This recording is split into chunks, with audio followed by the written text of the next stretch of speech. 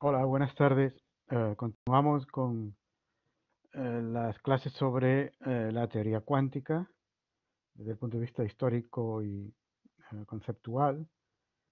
Habíamos visto en la clase anterior eh, los primeros desarrollos de la teoría, la propuesta por parte de Planck en 1900 de la idea del cuanto de acción, el uso por parte de Albert Einstein de la idea del cuanto para explicar el efecto fotoeléctrico y proponer la existencia de lo que luego se llamó el fotón, y el modelo atómico de Bohr, que para explicar la estabilidad del átomo y que el electrón se moviera sin emitir energía en ciertas órbitas, utilizaba también la idea de Planck, la constante de Planck H.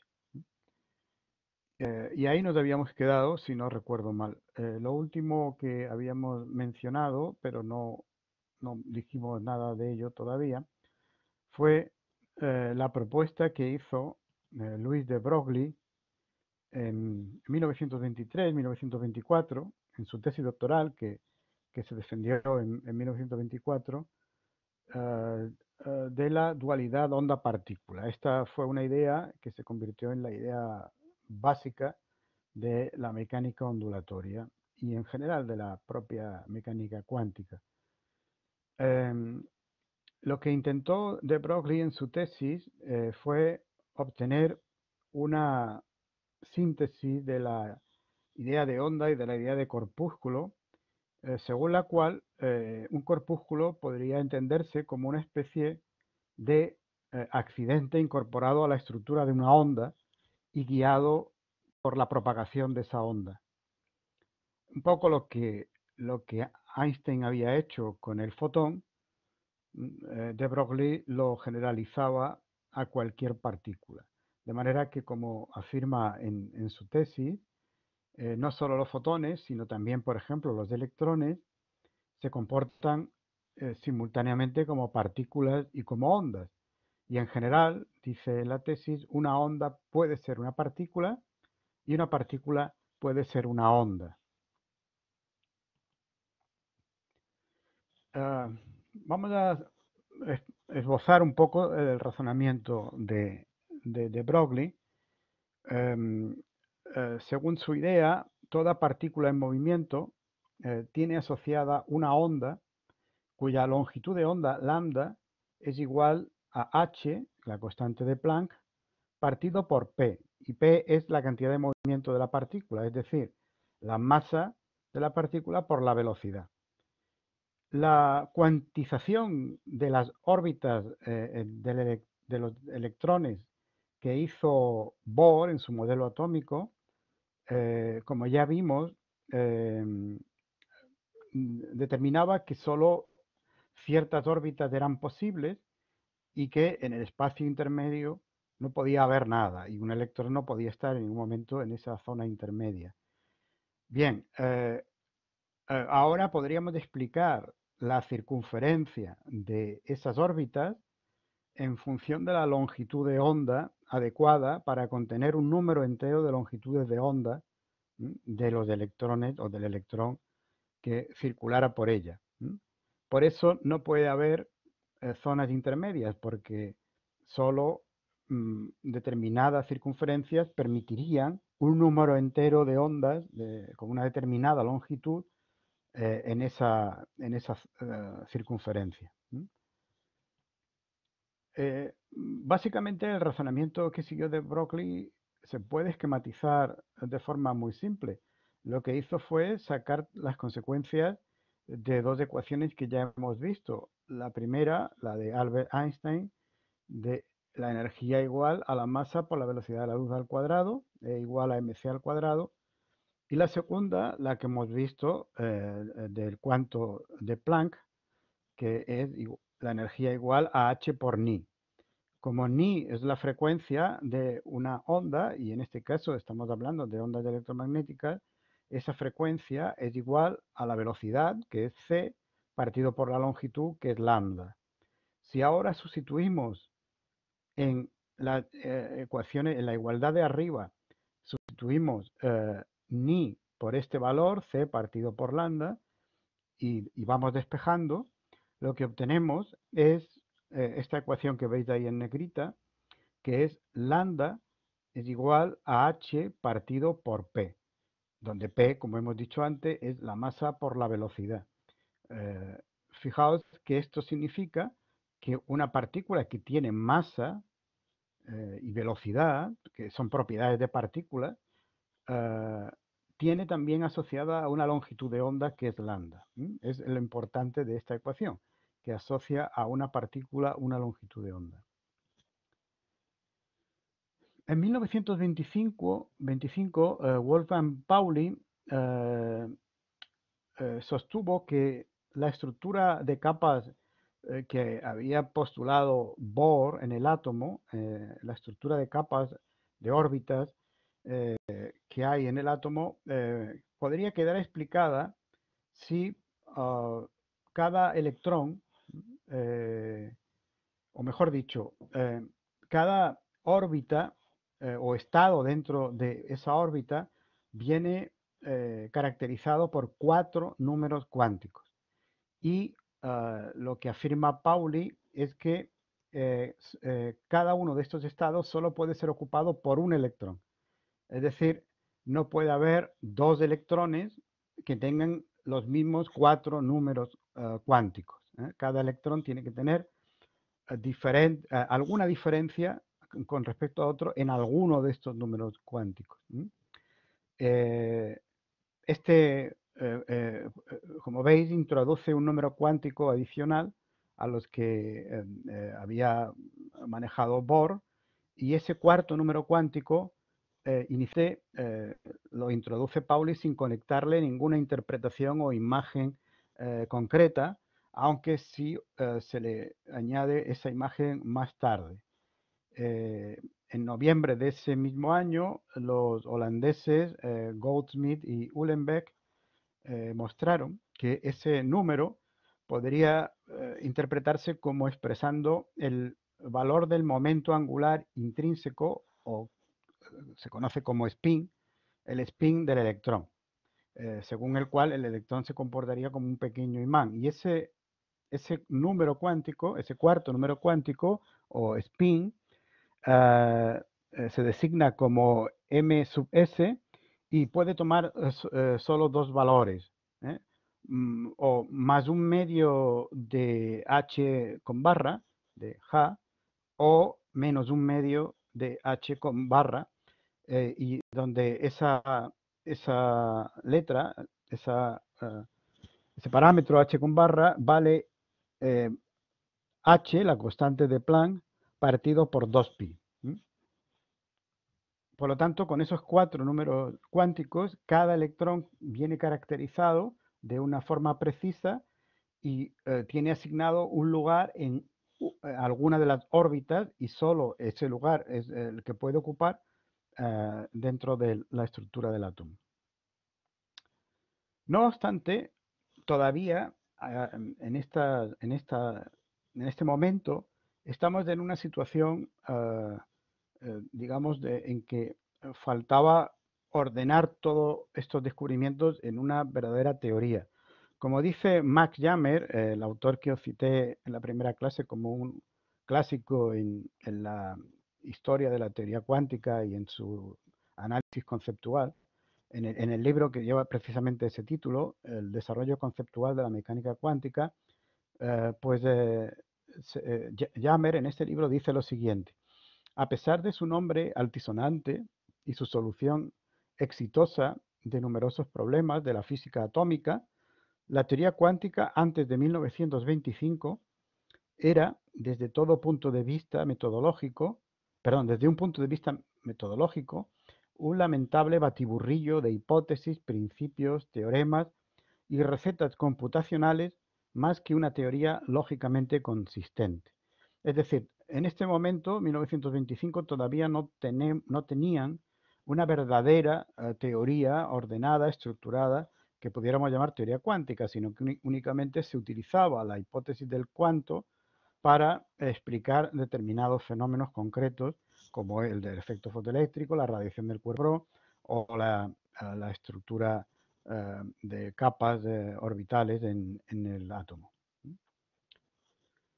La situación empieza a cambiar en 1925-1926, porque en primer lugar, Heisenberg, Werner Heisenberg, Max Born y Pascual Jordan desarrollan lo que se conoce como mecánica de matrices.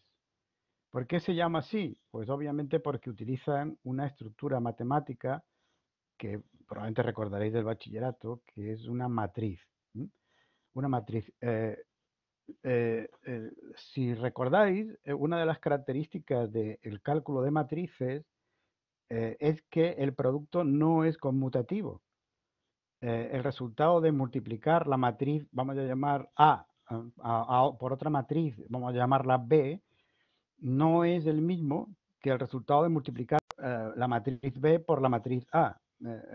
No tiene la propiedad conmutativa, por lo tanto, el orden en que multipliquemos es importante porque cambia el resultado. Bueno, lo que hacen estos autores es eh, ordenar en una matriz los valores observables de un sistema cuántico, como por ejemplo la energía o el momento. Es decir, todos los valores eh, que pueden ser medibles en un sistema cuántico vienen ordenados en esa matriz. El carácter no conmutativo implica que el orden en que se realicen las medidas puede cambiar el resultado. Es decir, que si medimos primero una propiedad y luego otra, nos puede dar un resultado, pero si lo hacemos al revés nos puede dar otro. No se asocia en esta mecánica de matrices ninguna imagen material al átomo. Eh, la idea del átomo de Bohr pues queda en suspenso. Eh, no pueden caracterizarse tampoco los sistemas cuánticos en los términos de la física clásica y lo único que podemos hacer es calcular los resultados posibles de las observaciones, es decir, obtener datos observacionales sobre propiedades medibles de un sistema cuántico. Por eso se dice que la mecánica cuántica de matrices es una teoría sobre los resultados de experimentos. Eh, por esta propuesta teórica, Heisenberg recibió el premio Nobel en 1932 y Born en el 54. En 1926, o sea, prácticamente de forma simultánea a los trabajos de Heisenberg, Erwin Schrödinger estaba desarrollando mecánica cuántica, que es la mecánica ondulatoria. En esta formulación de la mecánica cuántica, el elemento matemático fundamental no son las matrices, sino una ecuación de onda, una función de onda que se designa con la letra griega psi. Esa función de onda describe de una forma determinista, la evolución en el tiempo ¿eh? De la función de onda psi. La ecuación de onda describe la evolución en el tiempo de la función de onda. Y esa función de onda, a su vez, es una representación del estado de un sistema cuántico. Esto es más complejo de lo que aparece ahí, pero digamos que la forma simple es h psi es igual a e psi, donde h es un operador que se conoce como hamiltoniano y e es la energía.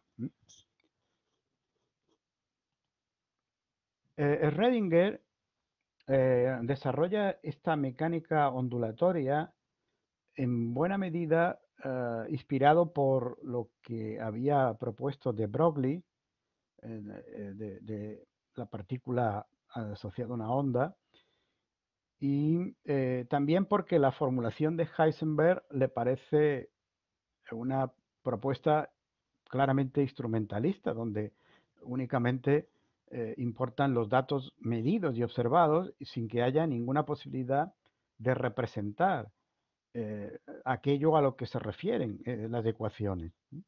Heisenberg, Schrödinger tenía una concepción realista de la física, igual que Einstein, y él pensaba que las ecuaciones debían de ser siempre una representación de algún sistema real, de algo que pudiera, si no visualizarse, obviamente, porque estamos hablando de sistemas, eh,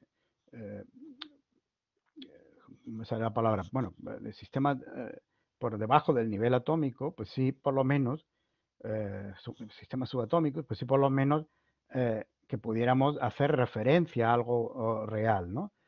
Eh, esa ecuación de ondas permite calcular el comportamiento y evolución de un sistema cuántico y se llama ecuación de onda porque la estructura que tiene, la estructura matemática, como decía antes, recoge aspectos ondulatorios manifestados por esos sistemas cuánticos y es análoga a una ecuación de ondas de la física clásica. Tiene un parecido con las ecuaciones de onda de la física clásica que describen las ondas normales, las ondas que vemos en la vida cotidiana. No solo permitía facilitar los cálculos, sino que también era menos abstracta que la mecánica de matrices que habían propuesto Heisenberg y Born, que hemos visto anteriormente. Eh, la ecuación describe el comportamiento de la función de onda, pero no interpreta qué es esa función de onda. ¿Y qué es esa función de onda? Pues este es un problema complejo, porque en un principio Schrödinger pensó que psi estaba asociada a un proceso, como él dice, vibratorio real en el interior del átomo. Es decir, que dentro del átomo algo vibra y esa vibración es lo que podemos describir con esa función de onda. Le escribió a psi, en principio, un significado electromagnético y supuso que la función de onda expresaba una distribución continua de carga eléctrica en el espacio y consideró que las partículas eran una especie de paquetes de ondas que no se expandían en el espacio. Es decir, que eh, durante un tiempo la onda está expandida en el espacio y se comporta como onda, pero cuando tratamos de medir su comportamiento, eh, entonces esa onda se concentra en una especie de paquete de ondas, ¿m? Y eso es lo que percibimos, lo que medimos como una partícula. ¿M? No obstante, eh, estas ideas, esta propuesta de interpretación, no la ecuación de la función de onda, sino la interpretación que hace Schrödinger de qué significa esa ecuación de ondas, esa función de ondas, perdón, se tiene que abandonar porque eh, primero no había manera de explicar cómo mantenía su estabilidad un paquete de ondas, pero es que además la función de ondas podía adoptar valores complejos, es decir, valores múltiplos del número imaginario i, que como recordaréis es raíz cuadrada de menos uno. Claro, esto no puede ser un valor real, no es un número real y por lo tanto no puede ser el valor de algo real. Eh, la interpretación eh, de la onda como designando algún proceso ondulatorio real dentro del átomo tuvo que ser abandonada. Posteriormente, eh, la propuesta fue el electrón no era realmente una partícula que se localizara con precisión, sino que más bien se podía decir que estaba repartido por todo el espacio que podía en principio ocupar. Los electrones serían algo así como vibraciones electrónicas repartidas en forma de nube alrededor del núcleo.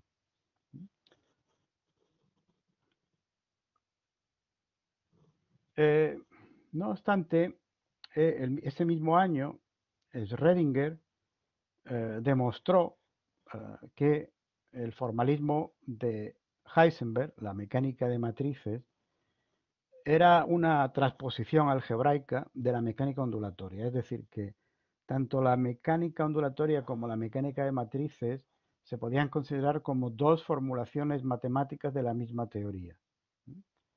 Por lo tanto, que ambos habían hecho el mismo descubrimiento, solo que expresado en un formalismo matemático diferente. Uno lo expresó en el formalismo de las matrices y otro en el formalismo de las ecuaciones de ondas.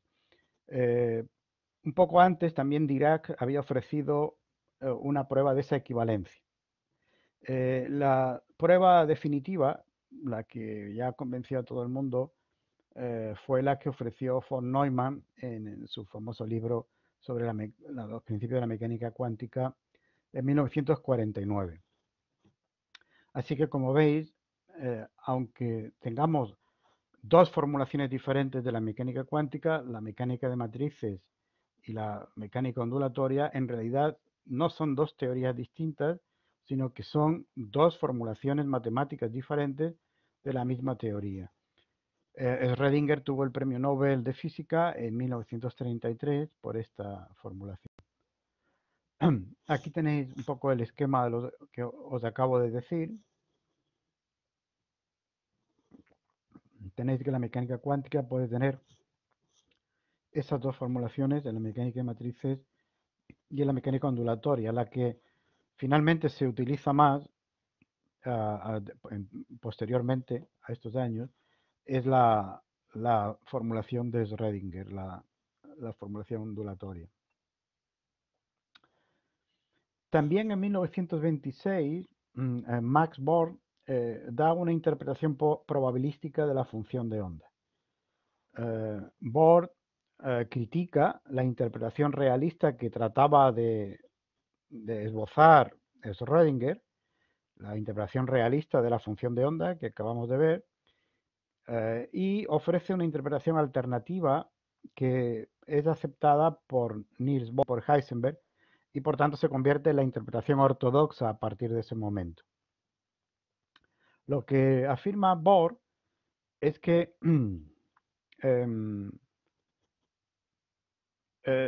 el carácter multidimensional, es decir, que tenía varias dimensiones de psi, y su valor complejo, múltiplo de raíz cuadrada de -1, impedían considerar la representación a psi como una representación de una onda real. En su lugar, psi debe estar asociada con una probabilidad de la presencia de partículas en un determinado espacio. En concreto, lo que propone Bohr es que el cuadrado del valor absoluto de psi, lo que podríamos decir que es la intensidad de la onda, sería proporcional a la probabilidad de encontrar un electrón en cierta posición en un tiempo t. Fijaos, entonces la función de onda describe no una onda real, sino que su valor absoluto elevado al cuadrado describe la probabilidad de encontrar un electrón en un cierto punto si lo buscamos. Si lo buscamos. Por lo tanto, esas ondas de las que habla Schrödinger no son reales, no hay nada que ondule en el átomo, no hay ningún sustrato que vibre, sino que son ondas de probabilidad. Claro, esto es una metáfora, ¿no? Las probabilidades no ondulan, las probabilidades, digamos, son entes matemáticos, ¿no? Pero es una manera de expresarlo, sencillamente. Con ondas de probabilidad lo que quiere decir Born es que sencillamente describen probabilidades. Describen probabilidades en forma de ecuaciones de onda. Por lo tanto, la función de onda psi no representa nada en el sistema físico, sino que únicamente representa nuestro conocimiento del sistema físico. Es decir, representa la probabilidad, como he dicho, de que podamos encontrar un determinado resultado, de que encontremos un electrón en un punto determinado, etcétera, etcétera.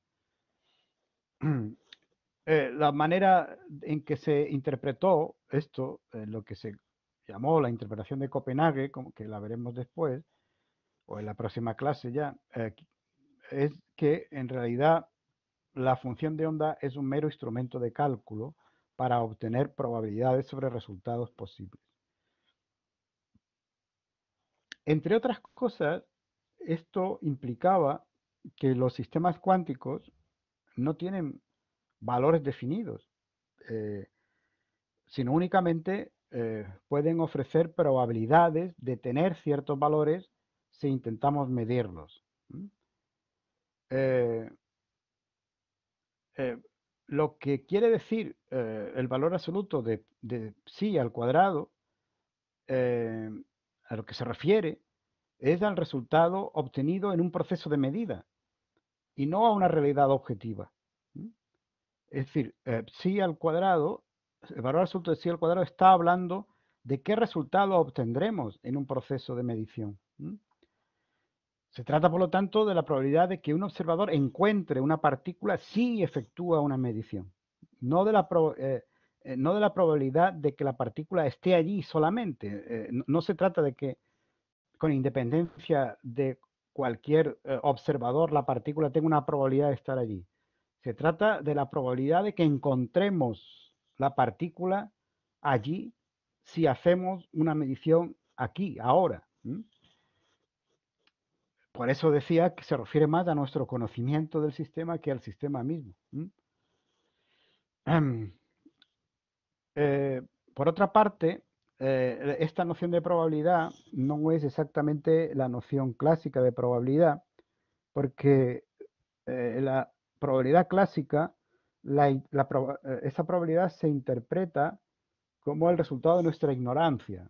Recordad que en la física clásica prevalece el determinismo, es decir, la física clásica es una física determinista. Todos los acontecimientos suceden de acuerdo con leyes y por lo tanto a los antecedentes que señalemos le corresponden necesariamente, según esas leyes, unas consecuencias determinadas. Si marcamos unas ciertas condiciones iniciales, necesariamente se tienen que producir determinados resultados y ahí no cabe probabilidad ninguna, excepto que como nuestra mente es finita, no podemos tener un conocimiento completo de todas las condiciones iniciales y por lo tanto no podemos tampoco predecir con total exactitud el resultado y tenemos que recurrir a la probabilidad porque no conocemos todos los factores. Sin embargo, aquí la probabilidad se debe al carácter intrínseco de los fenómenos, es decir, no se debe a nuestra ignorancia, sino al hecho de que los sistemas cuánticos pueden manifestar solamente probabilidades de ser encontrados, de ofrecer ciertos resultados en un acto de medición y no tienen un valor fijo y determinado para esos valores con anterioridad al acto de medición. Esto puede sonar paradójico, pero es la interpretación, eh, es la interpretación estándar en la mecánica cuántica, como veremos después. Por lo tanto, el electrón no puede ser considerado ya como una partícula situada en un lugar determinado, un lugar concreto, y confinado en órbitas simples como las que veíamos el modelo de Bohr. El electrón se representa más bien como una nube de carga eléctrica repartida por todo el espacio en torno al núcleo. Y las zonas de mayor densidad de esa nube corresponderían a las zonas donde es mayor la probabilidad de que se encuentre el electrón. De todas esas zonas, las regiones donde la probabilidad está entre el 90 y el 99% se denominan orbitales, que fue lo que os mostré al final de la clase anterior. Bueno, aquí tenéis un resumen, un cuadro que esquematiza lo que hemos visto, el modelo atómico de Rutherford en la parte superior, el modelo de Bohr con las órbitas bien definidas y los electrones como partículas y los orbitales. Y en la parte derecha lo que podríamos llamar el modelo de átomo que ofrece la mecánica cuántica, la mecánica ondulatoria, en el cual pues el electrón no es más que una nube, como veis, una nube de densidad electrónica, podríamos decir, donde las zonas más señaladas, de mayor densidad, son sencillamente las zonas donde hay una mayor probabilidad de encontrar a ese electrón si se intenta observar allí.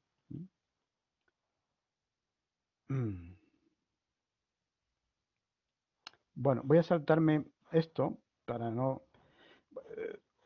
aquí bueno, hago una precisión filosófica que aparece aquí en el segundo párrafo.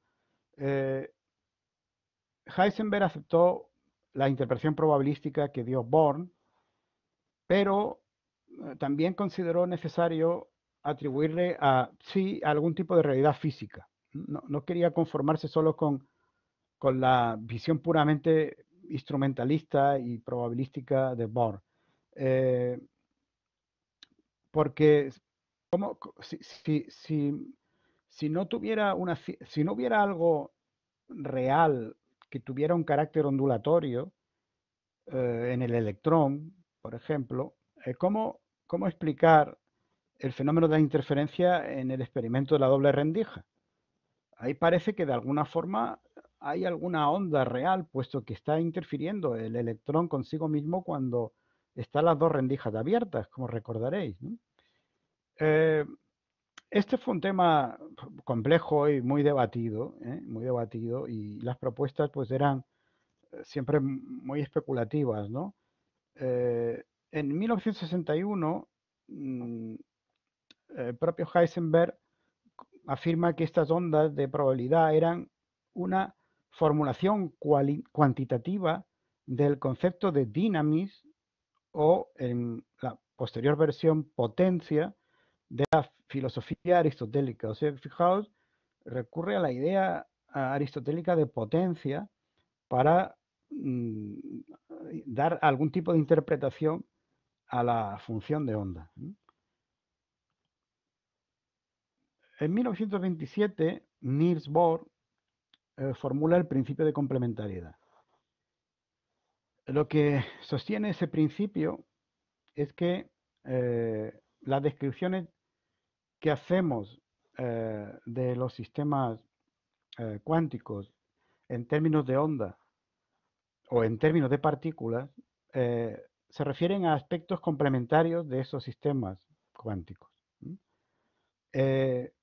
Y esas contradicciones, el hecho de que no podamos eh,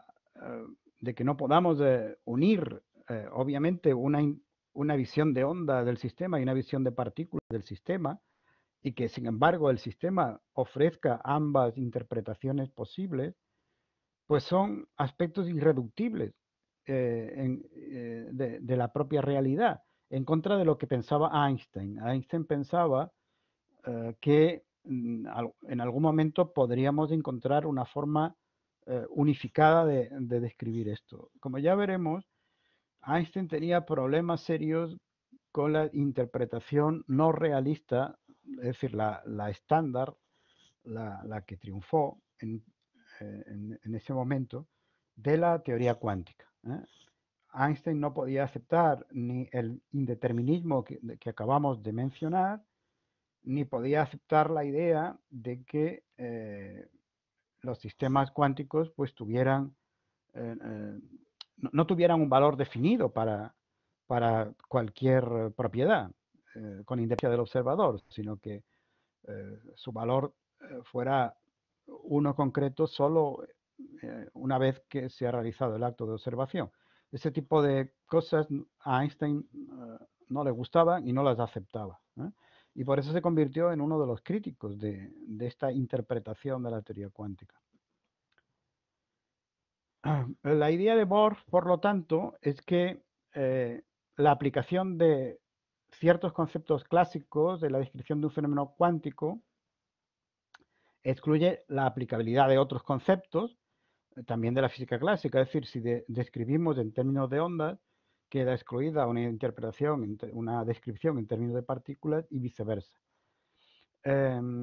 Podemos determinar el comportamiento de un sistema cuántico atendiendo a sus aspectos corpusculares o bien a sus aspectos ondulatorios, porque el sistema cuántico admite esas dos posibilidades, pero lo que no podemos hacer es describirlos con ambos aspectos simultáneamente.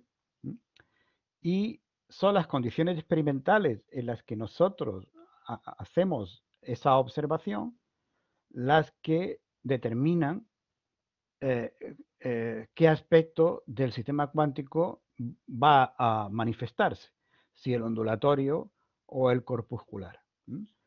Por eso Bohr llama a estas dos posibilidades descripciones complementarias. Y son descripciones complementarias porque aunque se excluyen, eh, porque un dispositivo experimental para detectar ondas solo va a detectar ondas y un dispositivo experimental para detectar propiedades de partículas solo va a detectar partículas y son excluyentes. Sin embargo, ambas descripciones son necesarias para una caracterización completa del sistema cuántico. Eh, y no hay en esto ninguna contradicción, según Bohr, porque las dos son descripciones del fenómeno cuántico. Es decir, del conjunto del sistema observado más el instrumento de observación, el instrumento de medida que estamos utilizando en un determinado contexto experimental. Son, por lo tanto, descripciones de ese fenómeno, de ese conjunto, de lo observado y los instrumentos, y no de la realidad objetiva en sí misma. Digamos que aquí Bohr adopta una posición kantiana. Eh, como sea el sistema cuántico en sí, es algo a lo que no podemos acceder, en cambio, en su aspecto fenómeno, el sistema cuántico tendrá una descripción u otra dependiendo del modo en que lo estemos observando. Si fueran descripciones de una realidad objetiva, entonces tendríamos que decir que esa realidad tiene, es simultáneamente o se comporta simultáneamente como una onda y como una partícula.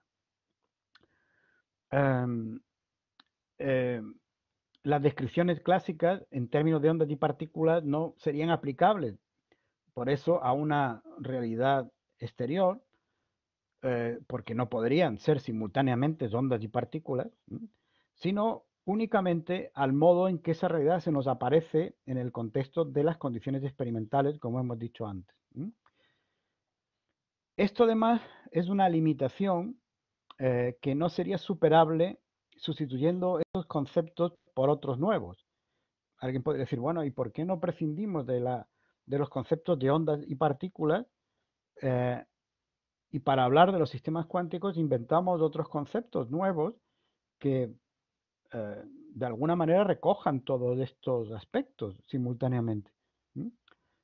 Según Bohr, esto no se puede hacer porque eh, para describir lo que nuestros experimentos recogen, lo que nuestros instrumentos observan y miden, no se puede prescindir de esos conceptos clásicos. En 1927, Heisenberg formula uno de los aspectos más conocidos de la teoría cuántica, el principio de indeterminación o de incertidumbre. Yo prefiero lo de indeterminación,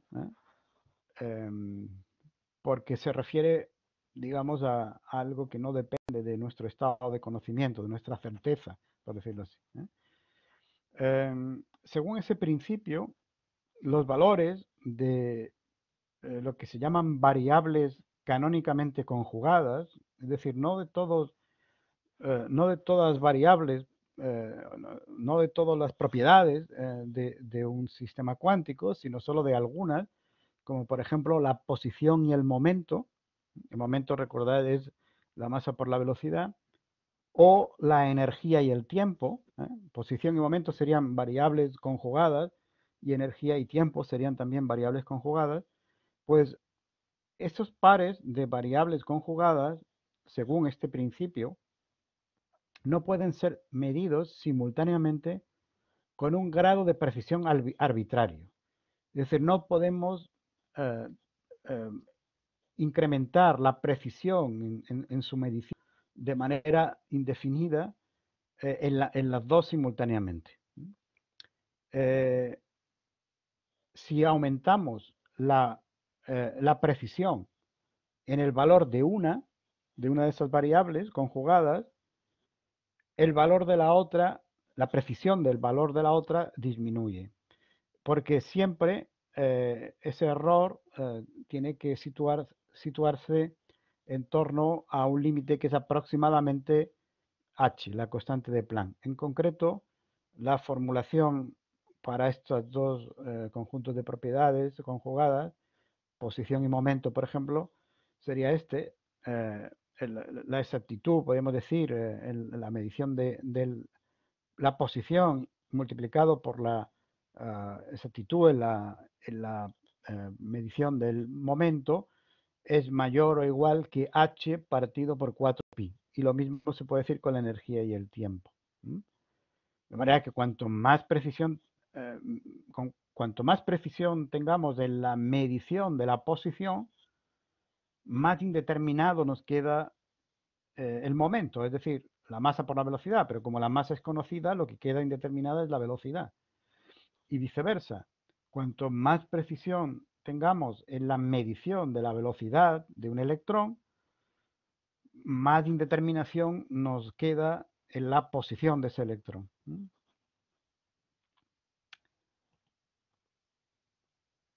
En un primer momento, Heisenberg explicó esta limitación como una limitación de tipo técnico, de tipo práctico. Y así todavía se encuentra en algunos libros esta manera de interpretarlo, pero hasta donde yo sé no es la interpretación correcta.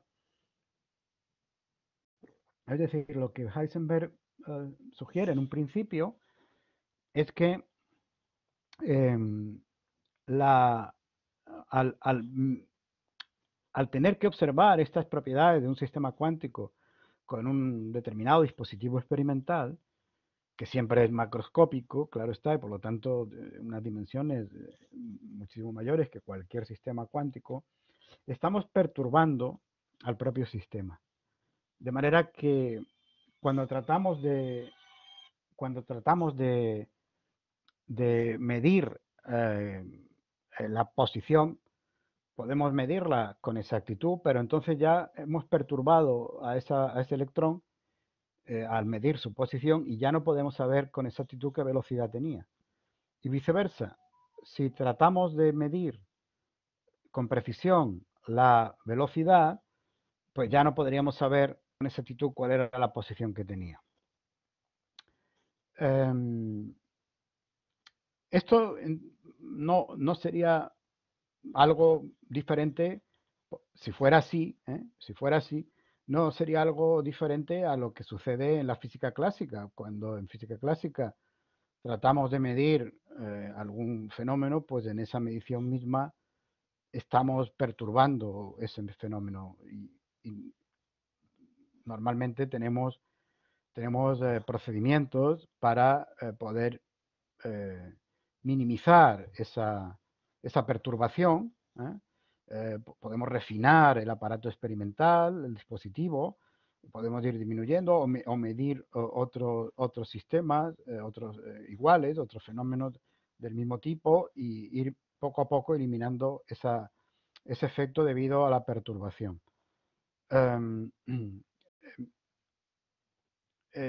Aquí, según eso, pues lo que ocurriría es que aunque sería básicamente el mismo problema, ahora como estamos tratando de sistemas subatómicos, pues esa perturbación sería inevitable y sería además incontrolable. Quiero decir que no habría mecanismos, no habría procedimientos para ir eliminando ese error. Pero fijaos, aquí lo importante es lo siguiente. Si esa interpretación que en principio acepta Heisenberg es correcta, entonces hay que asumir que el sistema cuántico, el sistema microfísico, antes de la observación, tiene unos valores precisos, absolutamente precisos, para la posición y la velocidad.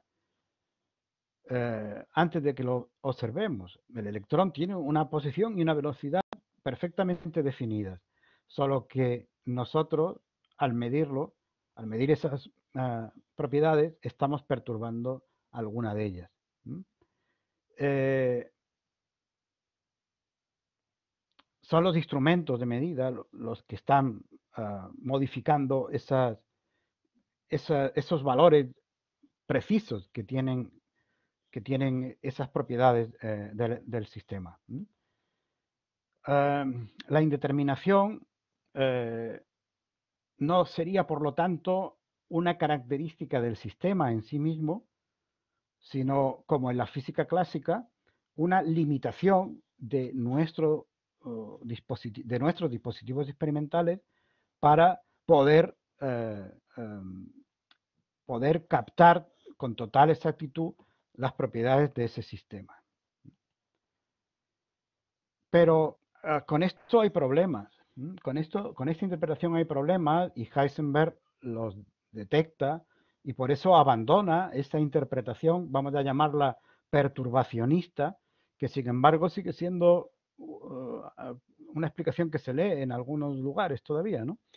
En primer lugar, como veremos, cabe concebir modos experimentales de realizar mediciones que no perturben el sistema, tal y como en un experimento mental que desarrollan en un artículo Einstein, Podolsky y Rosen, se puede ver.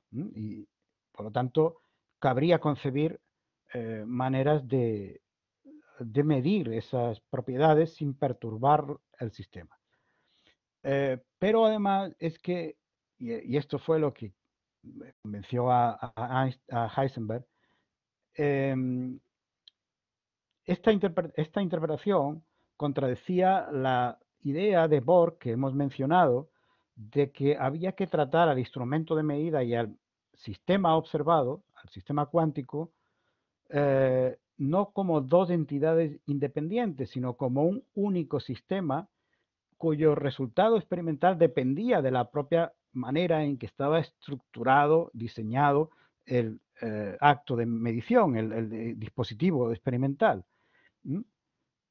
Por eso, para no contradecir a Bohr en esta interpretación, Heisenberg abandonó la interpretación perturbacionista.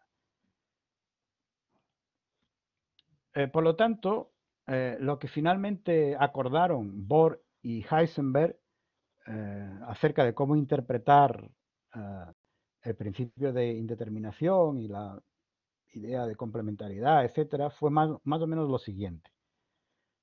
Dado que no podemos considerar por separado el sistema observado y el instrumento que empleamos para observarlo, a no ser como una mera abstracción, en el acto real de medición no podemos separarlos, no cabe tampoco hablar de propiedades medidas por el instrumento como si esas propiedades fueran independientes del instrumento.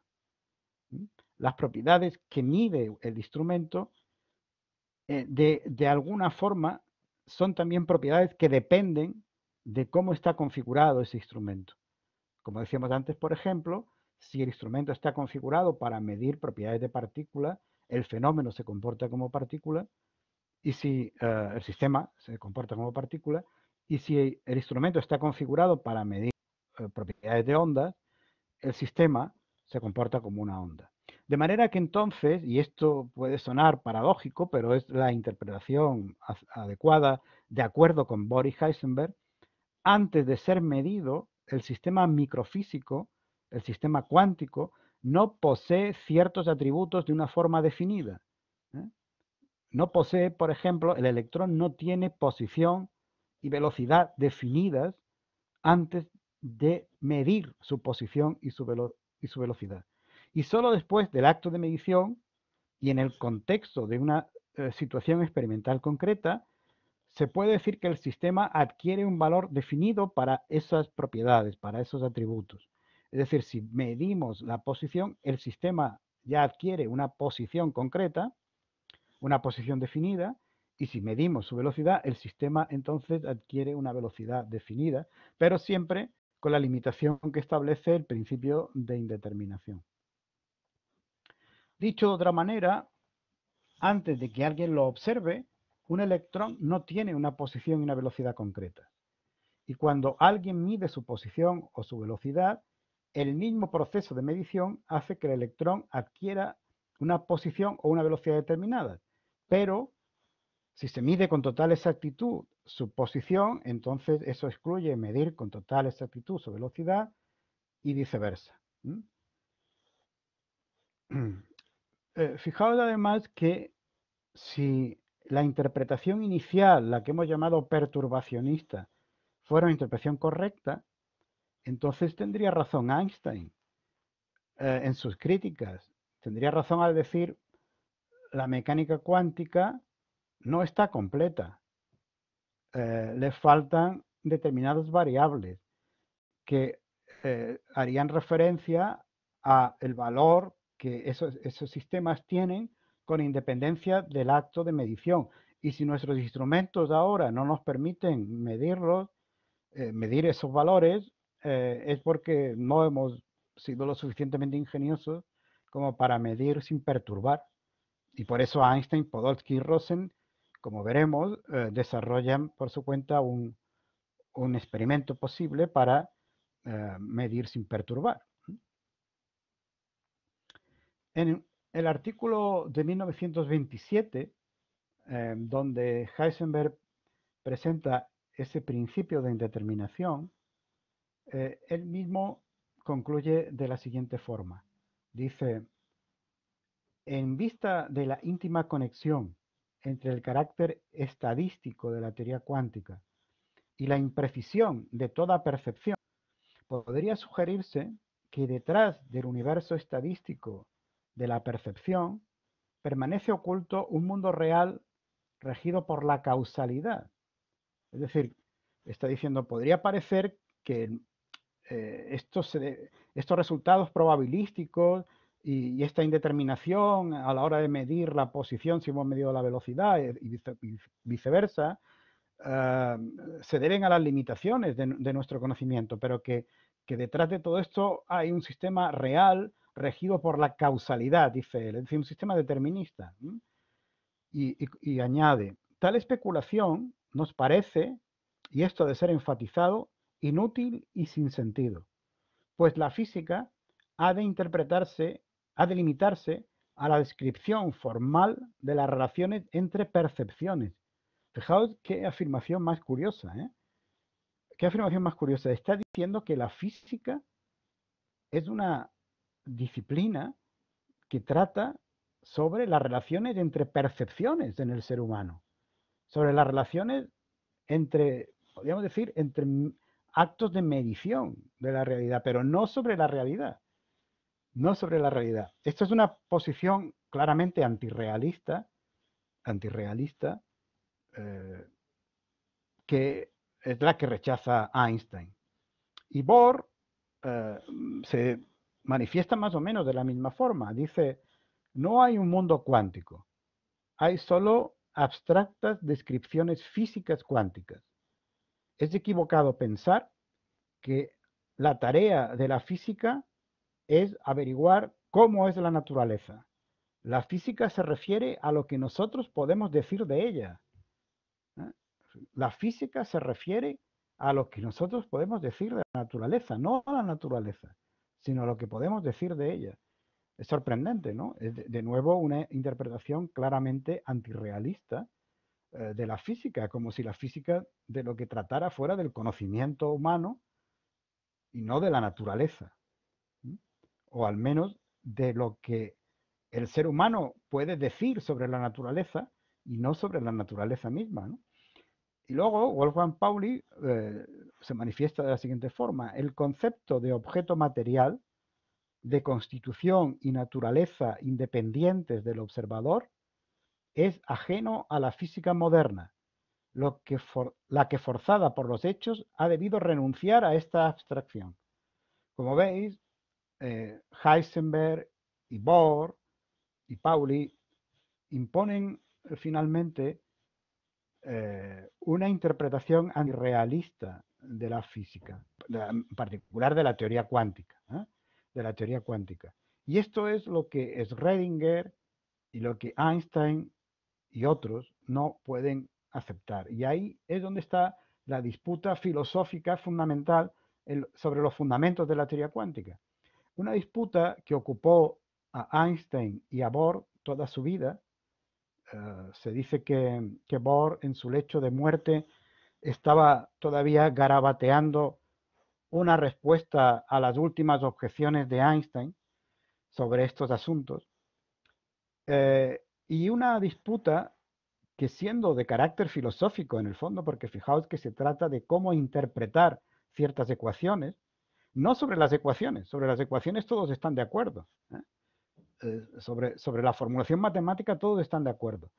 La disputa es sobre cómo interpretar esas ecuaciones, a qué se refieren esos formalismos.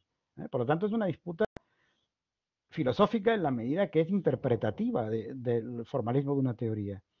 Esta disputa eh, se podría decir que ha sido una de las disputas filosóficas más interesantes y más enriquecedoras del siglo XX, y sin embargo los estudiantes de filosofía no la conocen, no se suele explicar. Y por otro lado, siendo una disputa filosófica, como veremos, tiene consecuencias importantes para la física. Esto no es un asunto que ya resolvieran Bohr y Einstein en sus disputas con la victoria de Bohr, y que ya pues finalmente ahí quedara porque no tienen más interés desde el punto de vista del avance de la ciencia. Como veremos, esta disputa tuvo consecuencias interesantes y productivas para el propio desarrollo de la física teórica. En 1927 se celebra también el quinto Congreso Solvay en Bruselas, es un congreso científico, y a partir de entonces la interpretación de Copenhague, que es como empieza a designarse a esta manera antirrealista de interpretar el formalismo de la teoría cuántica, pues se empieza a adoptar por la mayor parte de los físicos. Eh, los, los que se oponen son minoría. Se oponen Schrödinger, se oponen de Broglie, se opone Lorentz, se opone Einstein y se opone Planck, que se siguen manteniendo en posiciones realistas. Pero el resto, y sobre todo la influencia enorme de Bohr y de Heisenberg, hace que la interpretación de Copenhague antirrealista sea la que triunfe. El propio Schrödinger se vio muy presionado también para que abandonara sus posiciones realistas. En el año 1929, Paul Dirac unifica los dos enfoques de la mecánica cuántica y el enfoque de la teoría especial de la relatividad, y explica el valor del spin, un medio del electrón, y predice la existencia de la antimateria. Esta es una de estas predicciones sorprendentes que hacen las buenas teorías físicas, las buenas teorías científicas, de fenómenos completamente desconocidos y que luego, sin embargo, se ven verificados, se ven comprobados empíricamente. Porque el positrón, que sería la partícula antimateria del electrón, se descubrió en 1932. O sea que pocos años después se comprueba experimentalmente esta predicción. Bueno, entonces lo que tenemos hasta ahora, desde el punto de vista filosófico sobre todo y conceptual, es que, por un lado, para Bohr, los conceptos que emplea la física no se refieren directamente a la realidad exterior. Bohr no niega que existe una realidad en sí. Recordad que he dicho que adopta una posición cercana a la filosofía kantiana. No niega que exista esa realidad independiente, pero la física no se refiere a ella, sino que se refiere a un objeto fenoménico que sería el resultado de la unión de dos sistemas físicos dependientes el uno del otro, el instrumento de medida y el sistema observado. No tiene sentido hablar del sistema observado sin el instrumento de medida. Tenemos por otro lado que Bohr, Heisenberg y Born consideran que la función de onda es solo un procedimiento de cálculo, una herramienta de cálculo para delimitar la probabilidad de obtener ciertos resultados experimentales si es que hacemos una medición al respecto. ¿eh? Si vamos a intentar observar cuál es la posición del electrón, la función de onda nos dará la probabilidad de encontrar el electrón en un determinado momento, en un determinado lugar, perdón. Por lo tanto, estos son, digamos, probabilidades intrínsecas a la propia naturaleza, a la propia realidad, y el determinismo de la física clásica queda abandonado, otra de las cosas que Einstein no aprobaba. Y luego, John von Neumann introduce un nuevo elemento en todo, y es que eh, para John von Neumann el, la conciencia humana en el acto de medición, en el acto de obtener un resultado experimental, tiene un papel central en la interpretación de la propuesta que hace Bohr de considerar al sistema de medida y al sistema cuántico como dos realidades que no son independientes. En particular, en 1932, en su libro Fundamentos Matemáticos de la Mecánica Cuántica, John von Neumann realiza una formulación axiomática de la teoría cuántica, que fue muy influyente. En ella, pues, los estados atómicos, los estados de un sistema cuántico, se caracterizan por vectores en un espacio de Hilbert, que es un espacio vectorial complejo, pero hasta ahí bien, esto en fin, no ofrece problemas, vamos, problemas filosóficos, quiero decir, pero lo que dice von Neumann es que en el acto de medida hay que otorgar un papel fundamental a la conciencia, porque es el conocimiento que tiene el sujeto, el observador, del resultado experimental, el que cambia el estado del sistema físico, del sistema cuántico. Es decir, es el conocimiento que tiene el observador de la posición del electrón el que cambia el estado del electrón para que tenga esa posición definida. La conciencia, no el aparato de medida, como decía Bohr, no el dispositivo experimental, sino la conciencia del observador es la que hace que el sistema adquiera un valor determinado. Es lo que se llama el colapso de la función de onda. Por lo tanto, según esta interpretación, las leyes de la mecánica cuántica no es solo que no se refieran a una realidad exterior, no es solo que hagan referencia a un fenómeno, ¿eh? Sino que todo lo que un físico pueda llamar realidad en el nivel cuántico vendría determinado por la conciencia humana en ejercicio. Esto es una posición filosóficamente eh, idealista. Es la tesis de que la conciencia determina la realidad. Y es difícil encontrar otra manera de interpretar lo que von Neumann está diciendo. Y luego, incidentalmente, en ese libro, eh, y esto volverá a salir más adelante, von Neumann supuestamente demuestra matemáticamente que que la mecánica cuántica que